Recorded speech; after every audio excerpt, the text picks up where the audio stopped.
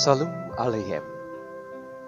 Saudara-saudara, kita semua pada saat ini bersyukur karena berkat Tuhan yang luar biasa dalam kehidupan kita. Di tengah keterbatasan yang ada, saya yakin dan kita semua percaya bahwa kasih Kristus tidak terbatas untuk kita. Pada saat ini, kita akan memasuki ibadah khusus dan kiranya Tuhan memampukan kita untuk mendengar dan melakukan setiap sabdanya dalam hidup kita. Kiranya Tuhan senantiasa menaungi dan memberkati saudara kini hingga selamanya. Selamat beribadah dan Shalom Aleichem.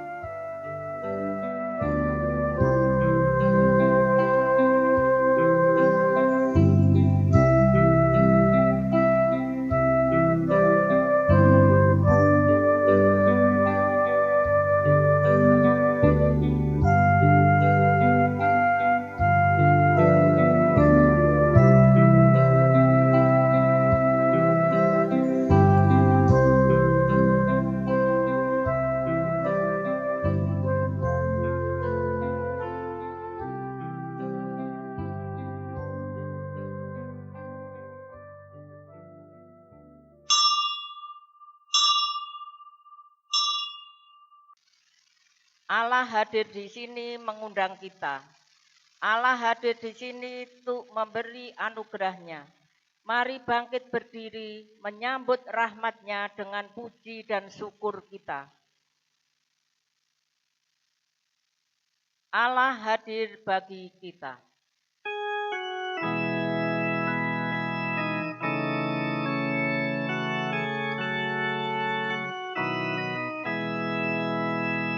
Allah hadir bagi kita dan hendak memberi berkat, melimpahkan kuasa Roh-Nya bagai hujan yang lebat.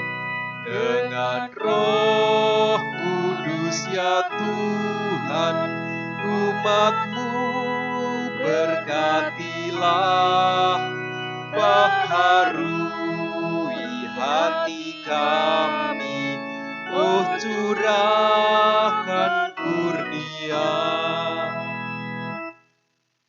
Ibadah ini diadakan dalam nama Bapa, Putra, dan Roh Kudus. Pertolongan kita ada di dalam nama Tuhan yang menjadikan langit dan bumi. Amin, amin, amin. Tuhan menyertai saudara. Dan menyertai saudara juga. Hari ini kita akan menggumuli tema anugerah kasih Allah yang menghidupkan. Melalui ibadah kita, diajak untuk memahami dan mengalami anugerah kasih Allah dalam Kristus yang membawa kehidupan, keselamatan dan pemulihan bagi kita yang berdosa. Melalui tema ini, kita juga diajak mengalirkan kasih Allah yang membawa kehidupan bagi sesama kita. Ya Allah, kasih-Mu besar.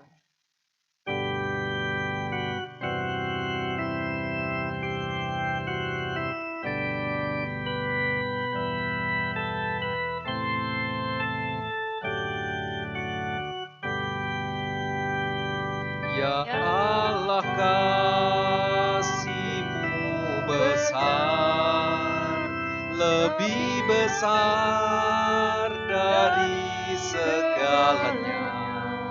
Tiada terduga dalamnya, tiada terjangkau luasnya. Ya Yesus, kasih-Mu besar, lebih besar dari segalanya.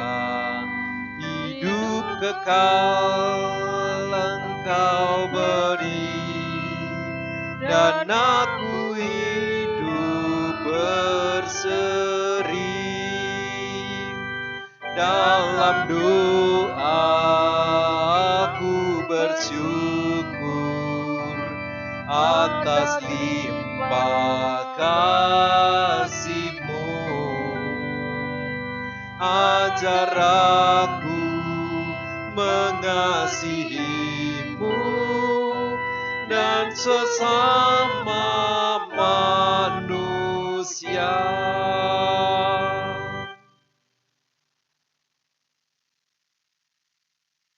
Marilah kita mengakui dosa-dosa kita di hadapan Tuhan. Tuhan, kami membuka diri di hadapan-Mu. Di hadirat-Mu yang kudus nyatalah betapa hina hidup kami, betapa banyak noda celah kami. Kami bersujud dan membawa dosa-dosa kami di hadapan-Mu. Kata-kata, pikiran, dan sikap hidup kami yang tercela, sikap yang kurang mengasihi-Mu dan sesama Tuhan. Kami tak ingin lagi lekat pada dosa, kami ingin lekat padamu. Kami tak ingin lagi menuruti hawa nafsu, kami ingin mengikuti kehendak-Mu. Dalam nama Yesus kami berdoa. Amin.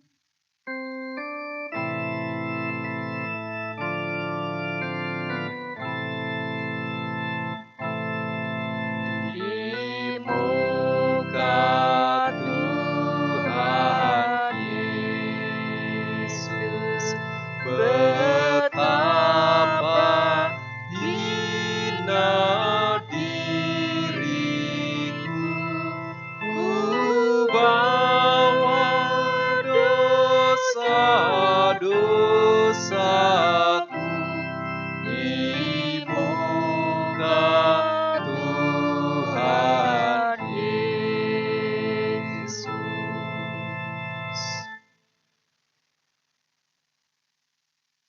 Sebab jika oleh dosa satu orang maut telah berkuasa oleh satu orang itu, maka lebih benar lagi mereka yang telah menerima kelimpahan kasih karunia dan anugerah kebenaran akan hidup dan berkuasa oleh karena satu orang itu, yaitu Yesus Kristus. Roma pasal 5 ayat 17. Demikian berita anugerah dari Tuhan. Syukur kepada Allah. Kasih Tuhan Yesus tiada bertepi.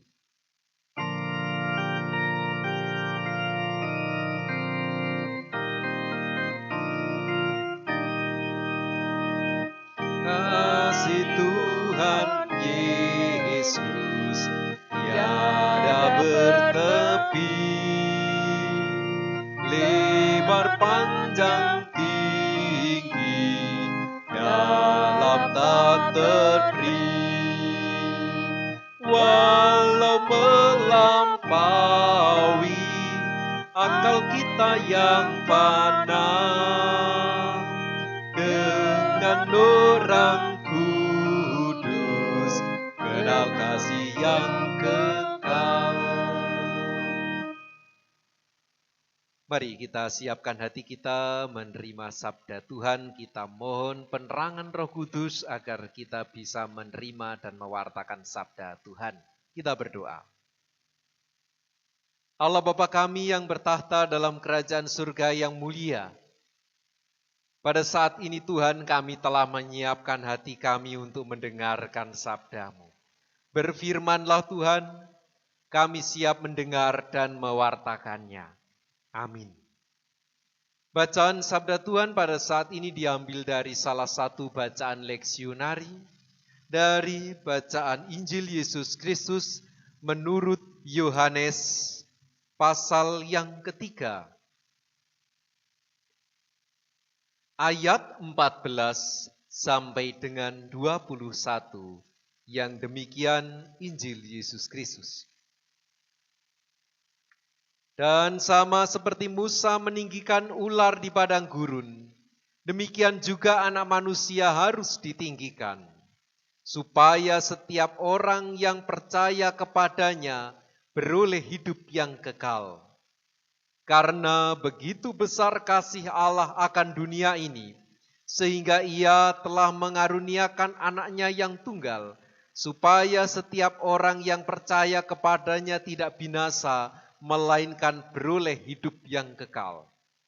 Sebab Allah mengutus Anaknya ke dalam dunia, bukan untuk menghakimi dunia, melainkan untuk menyelamatkannya oleh Dia. Barang siapa percaya kepadanya, ia tidak akan dihukum. Barang siapa tidak percaya, ia telah berada di bawah hukuman, sebab ia tidak percaya dalam nama Anak Tunggal Allah. Dan inilah hukuman itu. Terang telah datang ke dalam dunia, tetapi manusia lebih menyukai kegelapan daripada terang, sebab perbuatan-perbuatan mereka jahat. Sebab barang siapa berbuat jahat, membenci terang, dan tidak datang kepada terang itu supaya perbuatan-perbuatannya yang jahat itu tidak nampak. Tetapi barang siapa melakukan yang benar, ia datang kepada terang, supaya menjadi nyata bahwa perbuatan-perbuatannya dilakukan dalam Allah. Inilah Injil Yesus Kristus. Yang berbahagia ialah mereka yang mendengar, merenungkan dan melakukannya hari lepas hari. Hosiana. Hosiana, Hosiana, Hosiana.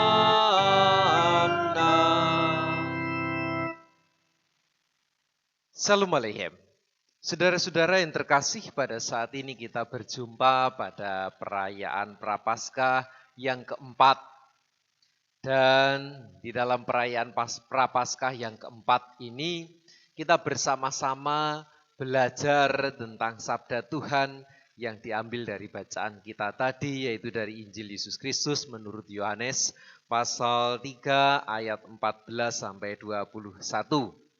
Dan yang kita baca tadi berkaitan dengan terang atau istilah terang.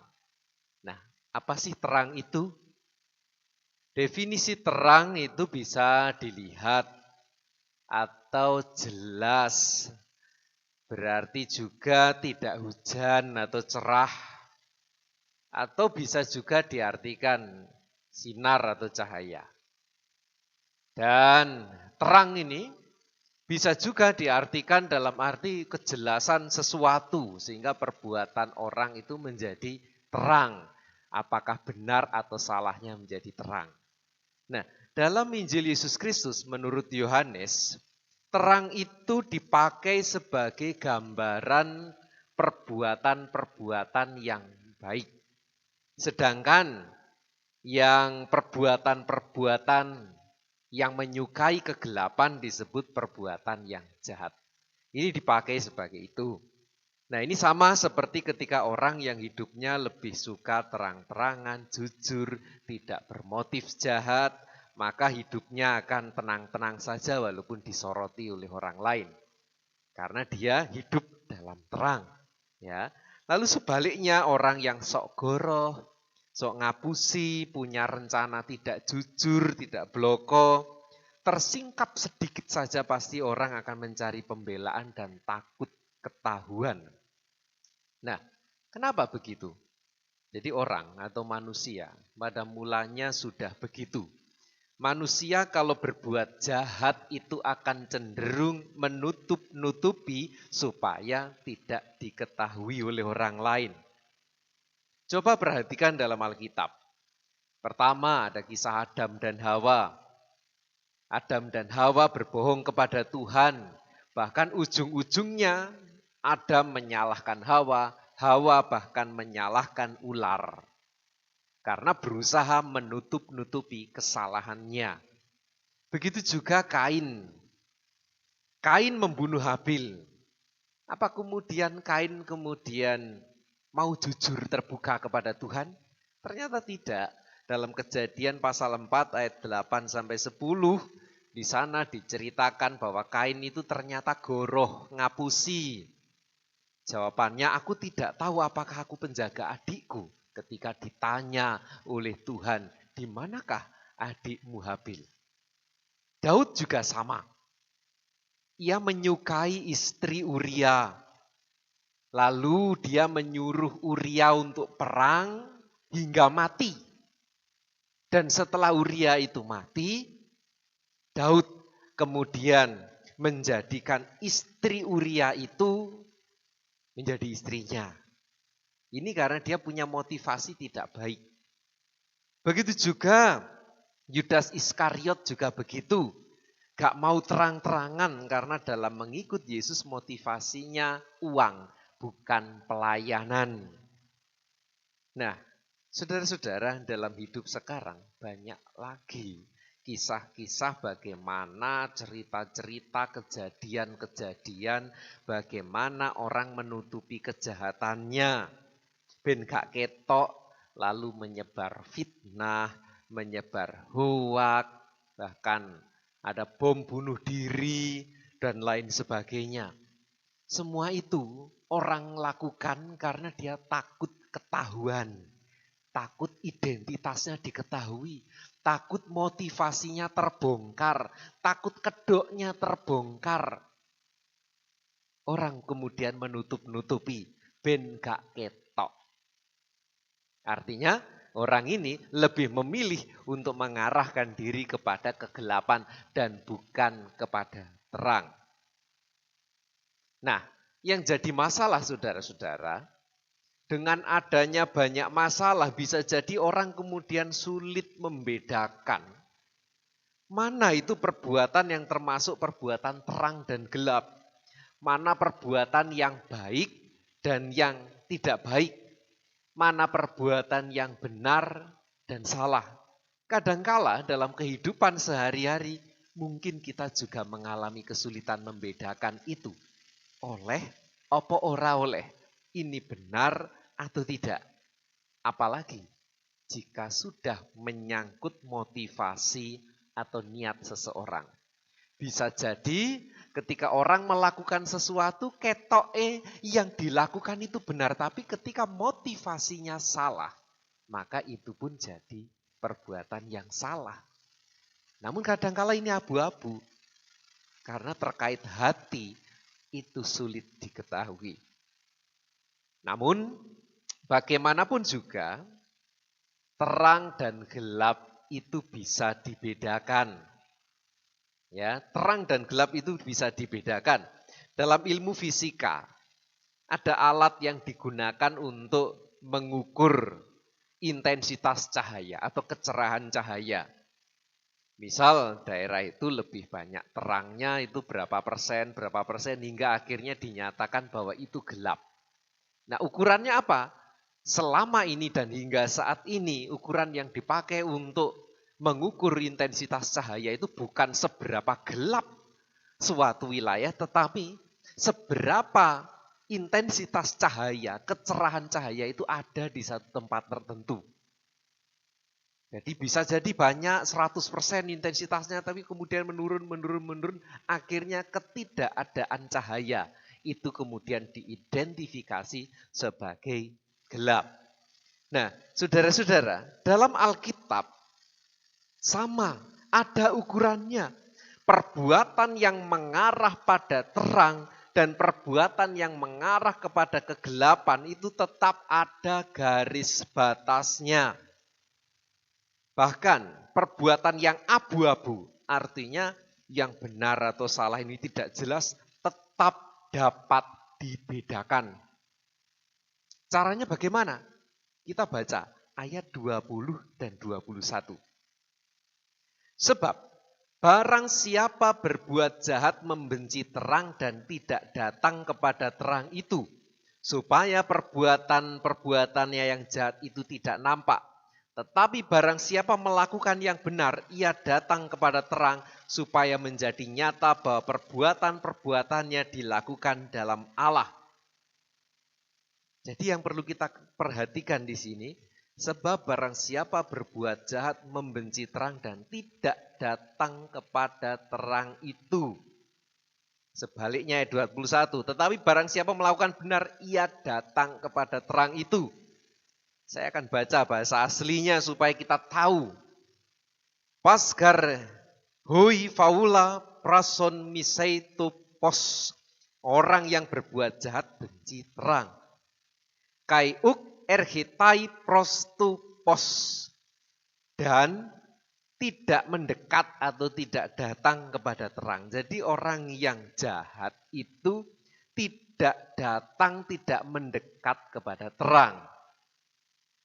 Tidak mendekat kepada terang itu dalam Alkitab ini berarti diidentifikasi sebagai orang yang jahat. Orang yang berbuat jahat. Jadi yang tidak mendekat kepada terang, itulah perbuatan-perbuatan jahat. Sebaliknya juga begitu. Ayat 21. Hode poion ten aletean, tetapi orang yang benar, erhitai prostupos, mendekat atau datang kepada terang. Jadi orang yang mendekat kepada terang, itu yang benar itu. Sebaliknya tadi, yang menjauhi dari terang, yang mendekat kepada kegelapan, itu yang jahat. Jadi tetap ada pilah. Ini berbeda dengan pandangan orang umumnya. Ada terang, ada gelap, lalu ketemu di sebuah titik yang abu-abu. Seakan-akan begitu. Ya, tetapi dalam Alkitab tidak demikian. Dalam suatu perbuatan, kadang-kadang ada sebuah perbuatan yang memang tidak jelas ini baik atau buruk, tetapi ada proses di mana ketika orang itu datang kepada terang, berarti ini yang baik. Sedangkan ada proses di mana orang kemudian datang atau mendekat kepada kegelapan, ini yang tidak pas. Jadi orang yang berjalan kepada terang ya bukan berarti begini, tetapi justru dalam Alkitab dikisahkan, tapi seperti ini. Nah, datang kepada terang dan kemudian datang kepada gelap. Sebelah sini bergerak ke sana, sebelah sini bergerak ke sini. Ini yang perlu diperhatikan. Jadi setiap perbuatan jahat atau dan perbuatan baik itu pasti tetap bisa dibedakan. Tidak ada perbuatan yang abu-abu. Tetapi ada proses-proses yang perlu diperhatikan. Misalnya tidak jelas, nanti berproses, oh ternyata orang ini semakin lama semakin baik, semakin lah itu berarti ada perubahan yang baik. Pernah terjadi sebuah peristiwa begini. Ini saya baca dalam majalah elektronik intisari.grid.id yang mengambil berita dari berita Asia One. Jadi ada orang di California namanya Craig Coley. Ia didakwa bersalah karena membunuh tahun 1978. Tapi setelah proses yang panjang, tahun 2017 artinya 39 tahun, dia dibebaskan karena ternyata gak bersalah. Jadi dulu kasusnya ini abu-abu, dianggap sebagai abu-abu. Ini bersalah atau tidak. Tapi nyatanya pada saat itu ternyata dari pengadilan menyatakan bersalah. Namun setelah proses yang panjang, baru ketahuan bahwa Craig Coley itu tidak bersalah. Kata Craig Coley, apa yang menjadi kunci sehingga dia berjuang terus, yaitu selalu tidak menyerah. Begitu pula kita, jangan menyerah pada godaan-godaan niat jahat, julik, dan perbuatan-perbuatan yang tidak baik. Tetapi justru Marilah perbuatan-perbuatan terang itu kita upayakan sedemikian rupa dalam kehidupan kita. Kita awali dari diri sendiri, menjadi orang yang semakin jujur, menjadi orang yang semakin terbuka, menjadi orang yang semakin benar. Ini proses yang perlu kita perjuangkan terus-menerus. Erhetai pros tu pos. Datang atau mendekat kepada terang. Proses mendekat kepada terang harus kita lakukan terus-menerus. Semakin jujur, semakin jujur, semakin jujur. Semakin terbuka, dan semakin terbuka. Semakin baik, dan semakin baik. Nah, lalu kemudian yang terakhir. Apa ukuran yang dipakai untuk menilai bahwa perbuatan seseorang itu sedang mengarah kepada terang dan bukan kegelapan?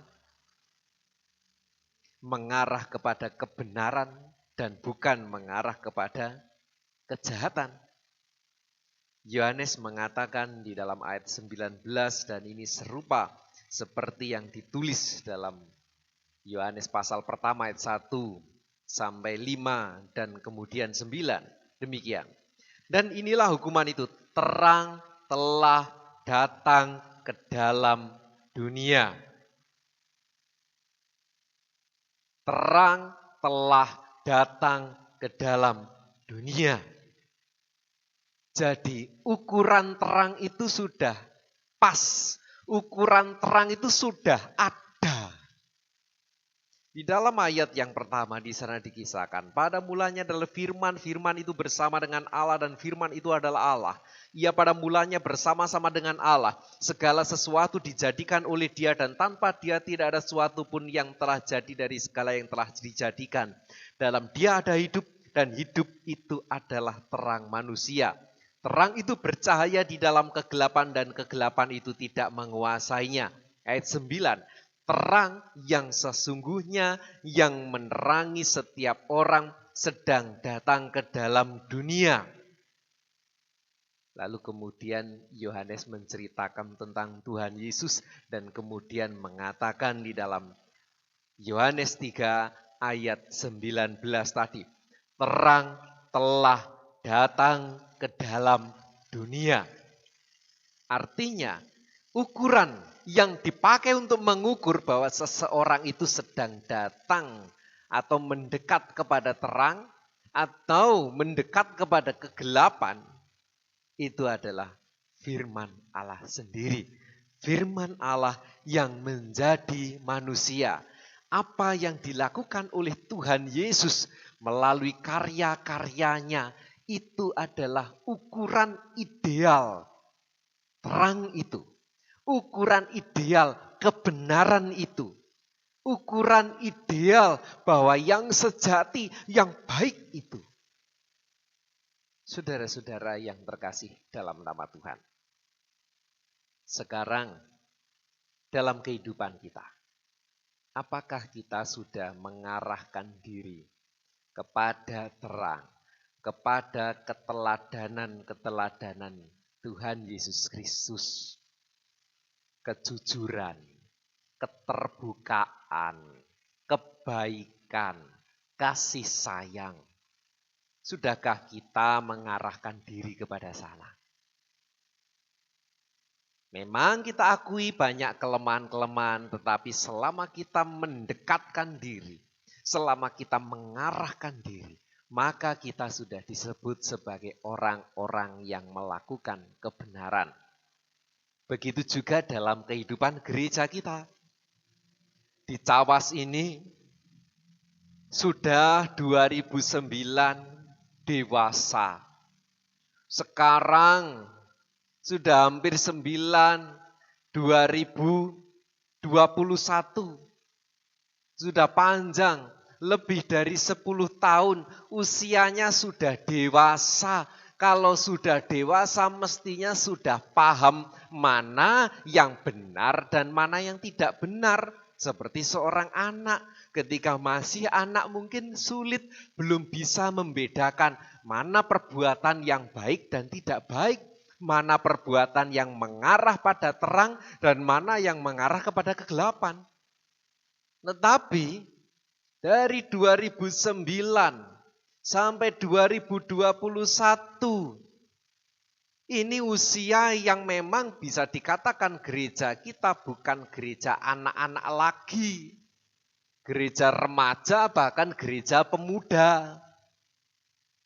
Nah, sebagai gereja Tuhan yang bukan gereja baru lagi kita ini, mestinya sudah bisa membedakan mana perbuatan mengarah pada terang, mengarah pada yang baik, dan mengarah pada yang membedakan dengan mengarah yang tidak baik. Mestinya sudah harus bisa membedakan. Bagaimana organisasi yang benar itu seperti apa? Organisasi yang kurang atau mungkin dulu tidak benar diperbaiki. Kita mengarahkan diri kepada terang. Begitu juga pengelolaan keuangan yang selama ini mungkin punya kebijakan-kebijakan tertentu, itu dulu memang pengetahuan kita masih terbatas, kita masih anak-anak. Tetapi sekarang mestinya kita juga lebih terbuka terkait keuangan gereja. Karena kita mengarah kepada terang. Kalau kita mengarah kepada terang, pasti tidak ada yang selintutan. Pasti tidak ada yang tidak akan atau tidak berani melaporkan kepada induk. Apalagi keuangan kita masing-masing. Cawas ada sendiri, Burian ada sendiri, Japanan ada sendiri, Bogor ada sendiri. Memang semuanya punya hak untuk mengelola persembahan itu, tetapi bukan berarti kita delian dan selintutan. Kita harus mengarah kepada terang. Firman Tuhan sudah katakan itu. Yang benar adalah sebab barang siapa jahat membenci terang dan tidak datang kepada terang itu supaya perbuatan-perbuatan yang jahat itu tidak nampak. Jelas di sini. Tetapi barang siapa melakukan yang benar, ia datang kepada terang supaya menjadi nyata bahwa perbuatan-perbuatannya dilakukan dalam Allah. Tidak ada motivasi pribadi di sana. Mari belajar. Begitu juga komisi-komisi dan lain sebagainya.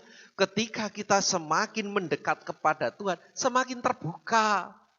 Bukannya malah ditutup-tutupi. Atau tidak usah dilaporkan. Tidak begitu. Yang benar itu kita terbuka. Bloko karo majelise, bloko karo wargane, bloko sak kabeh. Tidak usah ditutup-tutupi. Wah, bukan ditutup-tutupi Pak, tetapi ini dan itu dan lain sebagainya. Silakan kalau itu saudara di luar gereja. Di gereja ada keterbukaan.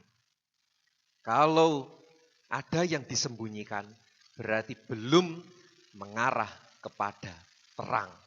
Masih mengarah kepada kegelapan. Begitu juga di tengah kehidupan bangsa ini. Keterbukaan sudah semakin nyata. Kita melihat ketika ada pembangunan desa, ada laporan masuk sekian, keluar sekian. Dulu jarang sekali saya temui, tapi sekarang di sini, di Cawas ini ada semacam itu, berarti ada keterbukaan. Ternyata pajak yang kita sumbangkan, pajak yang kita berikan kepada pemerintah itu berarti digunakan. Walaupun kita akui ada kebocoran, kita lihat ada korupsi, ada dan lain sebagainya. Tetapi percayalah, masih banyak di atas sana pemimpin-pemimpin kita yang ingin Indonesia itu maju. Ingin jujur, ingin memang semangat melayani. Wah Pak Daniel, anek jujur, misal ono wong loro, jujur terus diomongi, oh kamu sebentar lagi akan meninggal dan lain sebagainya, bagaimana? Itu cara.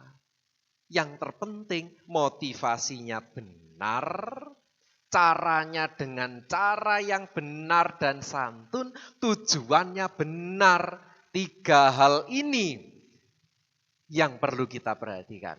Jangan tujuannya benar, cara dan motivasinya salah, tetap salah. Tujuannya benar, caranya benar, motivasinya salah, tetap salah. Motivasinya benar, lalu kemudian caranya benar, tapi tujuannya salah, ya salah. Tetapi ketika motivasi benar, caranya juga benar, tujuannya juga benar, ini yang disebut mengarah kepada terang, mengarah kepada kebenaran. Dene ono kekurangan ini tapi kita berusaha terus ke sana, berusaha terus ke mana. Ini berlaku untuk kita semua. Ya berlaku untuk saya sebagai gembala sidang di tempat ini, berlaku juga untuk setiap jemaat, berlaku untuk majelis dan berlaku untuk semua, bahkan berlaku untuk bangsa kita semua ini.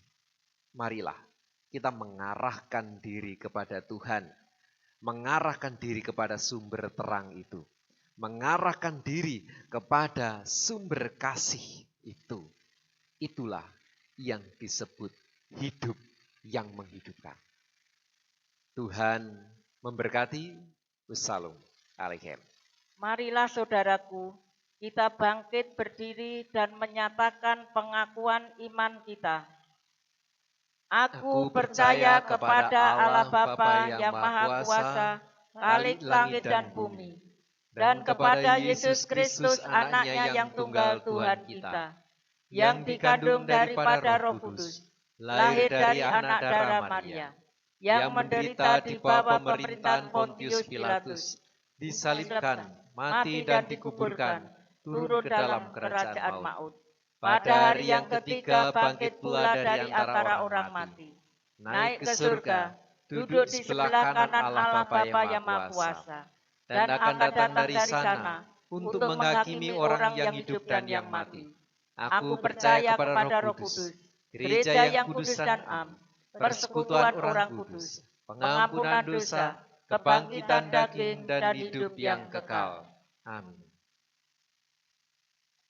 Marilah kita bersama-sama masuk dalam doa syafaat. Saya akan hantarkan.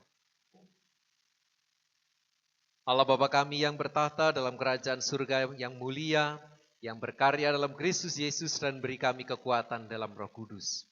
Pada saat ini Tuhan, kami bersama-sama masuk dalam suasana dan pertengahan suasana Prapaskah. Kami mohon Tuhan, mampukan kami memahami dan melakukan setiap sabdamu. Terlebih pada saat ini, Engkau telah mengingatkan kami, pentingnya kami mengingat akan anugerah kasih-Mu yang menghidupkan seluruh penghidupan dan hidup kami. Pada saat ini Tuhan, kami juga menyerahkan kehidupan bergereja kami. Kami mohon Tuhan dalam suasana yang masih terbatas ini, Engkau menguatkan, Engkau memampukan, Engkau menghidupkan kembali semangat-semangat kami, sehingga kami dapat tetap setia, bahkan semakin bertumbuh dan berbuah di dalam Engkau. Tuhan, pada saat ini kami juga berdoa untuk saudara-saudara kami yang tidak dapat beribadah karena berbagai alasan, sakit, atau undur diri, atau yang menjauh. Kami mohon Tuhan Engkau senantiasa melawat mereka, sehingga mereka sadar kembali pentingnya mendekatkan diri kepadamu Tuhan. Begitu juga Tuhan pada saat ini kami mohon kuatkanlah kami semua. Kami yakin dan percaya Tuhan bahwa Roh Kudus-Mu memimpin kami, memampukan kami mengikuti peribadahan dimanapun kami berada. Kami mohon Tuhan berkatilah, kami mohon Tuhan tuntunlah. Kami percaya Roh Kudus-Mu ada dalam kehidupan kami. Tuhan, pada saat ini kami juga berdoa untuk bangsa dan negara kami yang saat ini masih harus bergumul dengan sakit penyakit. Ajarlah bangsa kami untuk senantiasa bangkit, untuk senantiasa memiliki semangat yang tinggi untuk bisa pulih dari keadaan ini. Kami mohon Tuhan, keluarga-keluarga yang terdampak COVID-19, Engkau kuatkan, Engkau berikan semangat. Begitu juga untuk pelaku-pelaku usaha, mampukan mereka Tuhan untuk bisa mengawali dan memiliki pengharapan dan keyakinan untuk membuka usahanya kembali. Begitu juga Tuhan untuk orang-orang yang bekerja di bidang jasa, kiranya Engkau berkati juga, sehingga dengan perekonomian yang bergeliat, kami yakin dan percaya Tuhan, bahwa bangsa kami semakin Engkau berkati.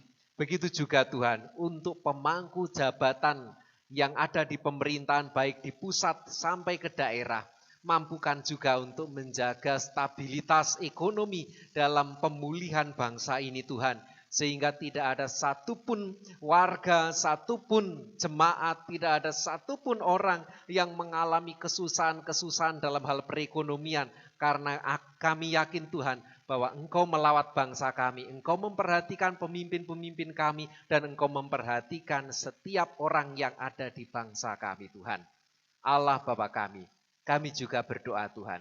Dalam suasana yang terbatas ini, kami mohon Engkau tetap memampukan kami untuk bersabar dan bertekun, mematuhi protokol kesehatan, sehingga melalui usaha-usaha kami semua, melalui usaha-usaha bangsa dan negara kami, yang kami usahakan ini, berkat-Mu dan pemulihan-Mu menjadi semakin nyata di dalam kehidupan kami. Kami hanya menyerahkan Tuhan setiap usaha kami ini ke dalam tangan-Mu. Tuhan, pada saat ini kami juga mohon mampukan kami sebagai jemaat-Mu di GKJ Cawas ini Tuhan, dan di gereja-gereja yang lain dimanapun kami berada. Kami mohon Tuhan, pakailah kami sebagai alat-Mu untuk mendatangkan berkat.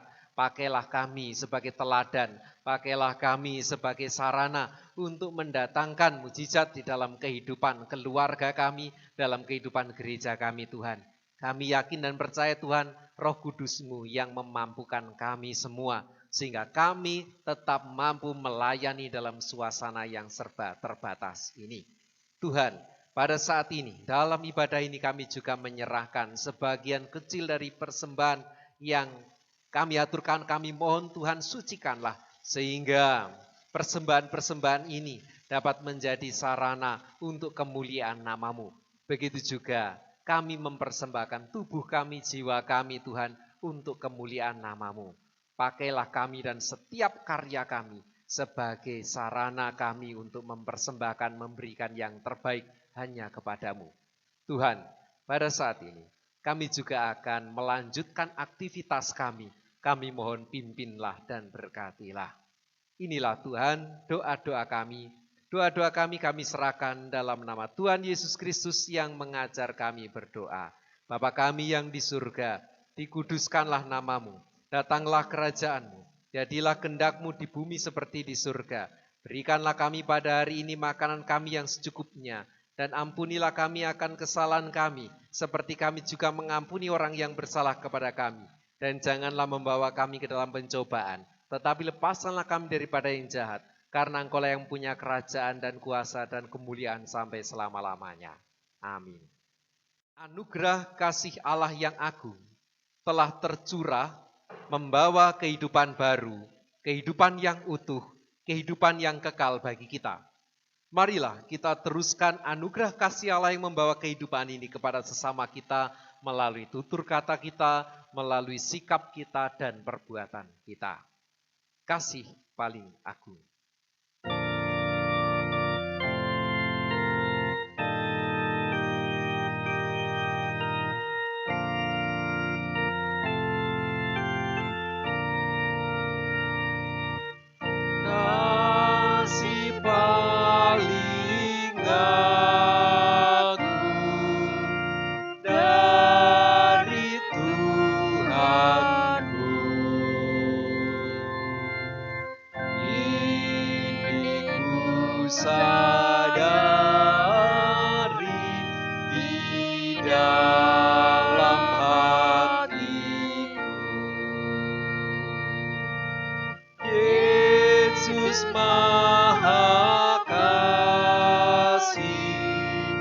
Dan Maha Kudus.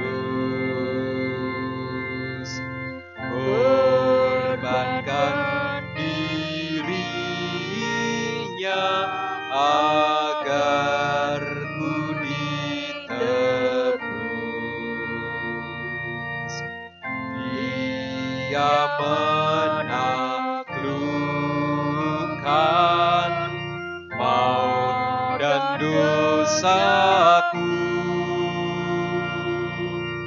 Dia memberikan segalanya untukku. Arahkanlah hatimu kepada Tuhan. Kami mengarahkan hati kami kepada Tuhan. Jadilah saksi Kristus. Syukur kepada Allah, Terpujilah Tuhan. kini dan selamanya. Kasih Tuhan mengiringimu, dan sayapnya melindungimu.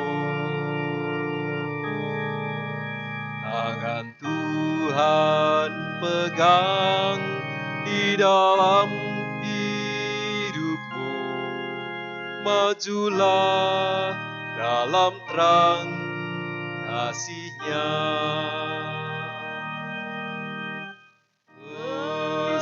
Hosiana, Hosiana, Hosiana, Hosiana, Hosiana. Amin, amin, amin.